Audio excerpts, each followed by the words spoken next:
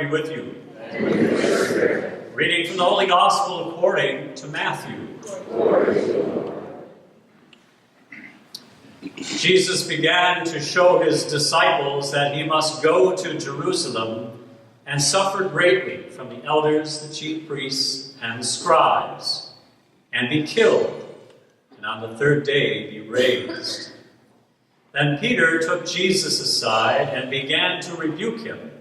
God forbid, Lord, no such thing shall ever happen to you.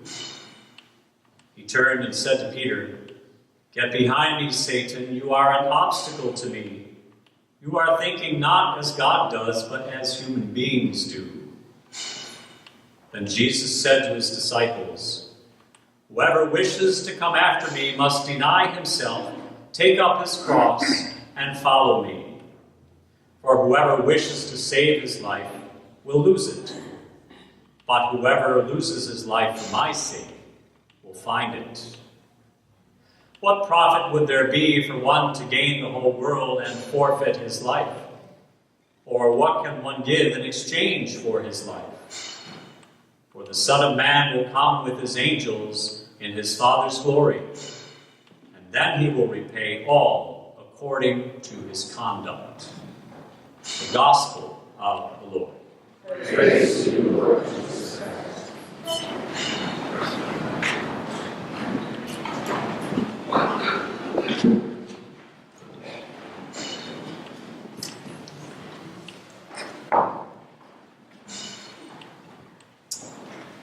All of today's readings deal with the theme of sacrificing for others, especially sacrificing for God.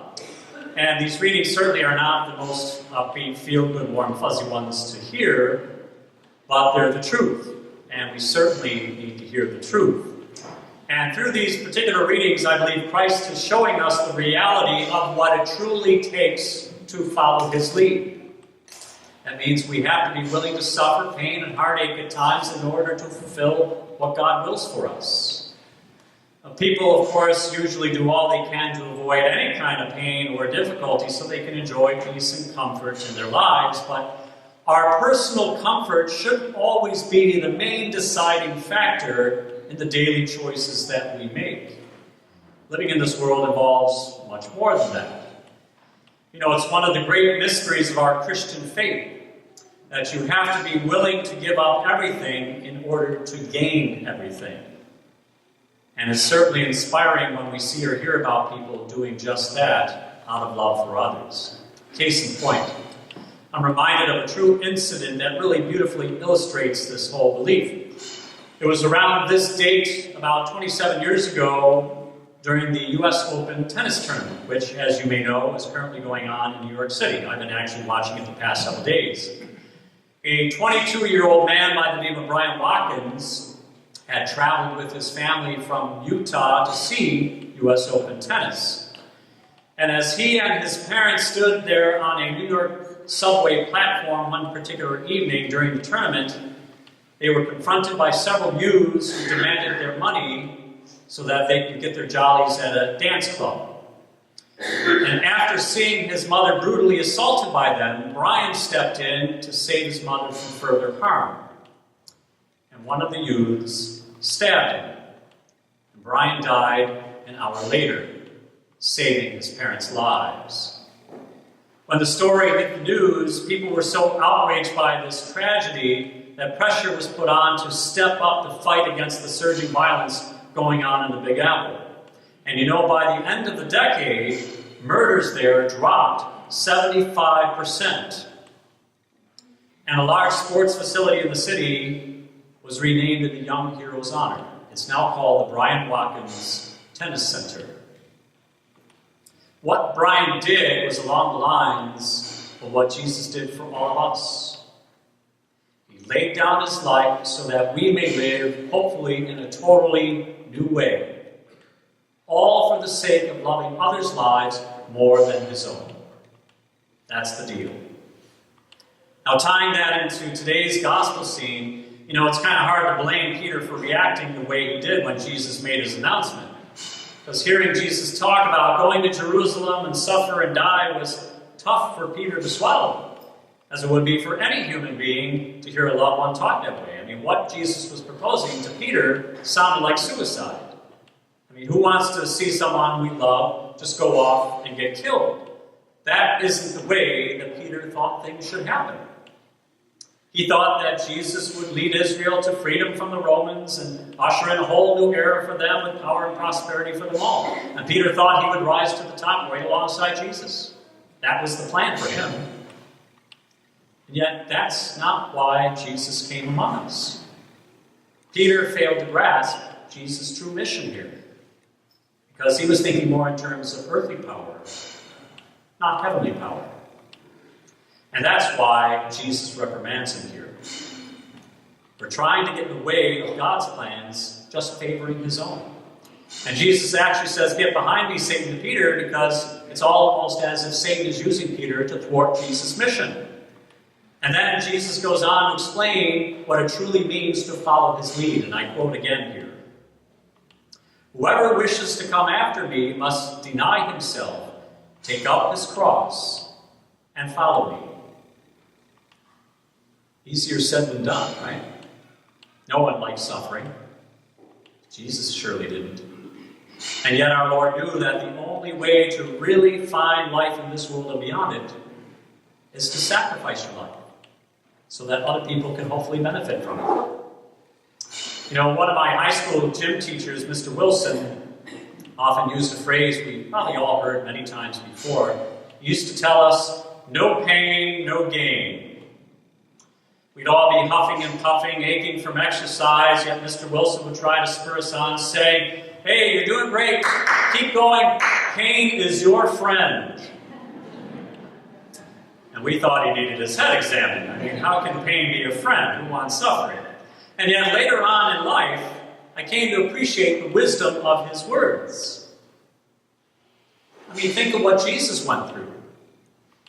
The whippings, the beatings, the spittings, being nailed to a cross.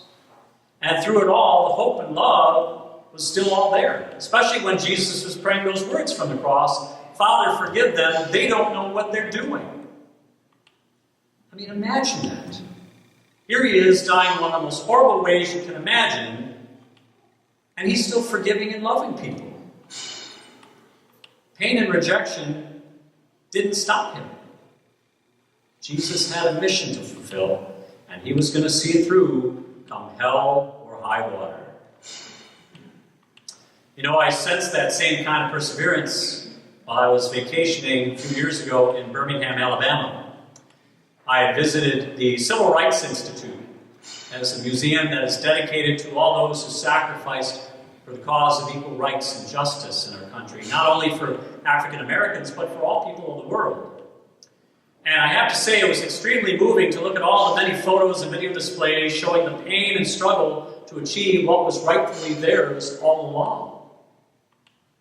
I saw videos of African Americans enduring profanities and beatings, fire hosings and attack dogs from police, being jailed at times, and even being put to death. All for the hope that one day all people would be treated with equal care and dignity in God's eyes. And across the street from this museum was the 16th Street Baptist Church. That was where on September 15, 1963, a bomb was set off by enemies of the civil rights work being done in that city. And not only did the bomb destroy some of that church, but it killed 4 little African American girls as they studied religion class in the basement. And, you know, their deaths inspired countless thousands to join the cause. And it gave nationwide attention to this problem, helping to change the many bad laws that had divided people rather than uniting them. And you know, it's no coincidence that the popular hymn of the civil rights supporters during that time was the old battle cry, "We shall overcome." So what does all of this teach us today? Well, number one, we shouldn't run from our pain or our problems. We should face them for what they are, work through them, and strive for hope beyond. Pain and suffering do not have to have the final say. the love of Christ does. And Christ can see us through anything. One of my favorite authors is Father Henry Nouwen, a Catholic author who I think put it beautifully when he wrote these telling words in his book called Life of the Beloved. And I quote him here. The first step to healing is not a step away from the pain, but a step towards it. We have to find the courage to embrace our brokenness, to make our most feared enemy into a friend, and claim it as an intimate companion, end quote. You know, many in Houston are realizing this through all of that recent hurricane flooding. And you know, that's precisely how Jesus behaved. He encourages us not to fear dealing with whatever struggles we encounter. With his very life, Jesus shows that the more we're willing to pick up our crosses and sacrifice our time and comforts, our personal desires, our material goods, and even our lives at times, out of love for others, everyone stands to be enriched. That's what Jesus is telling us in today's gospel. And that's the true way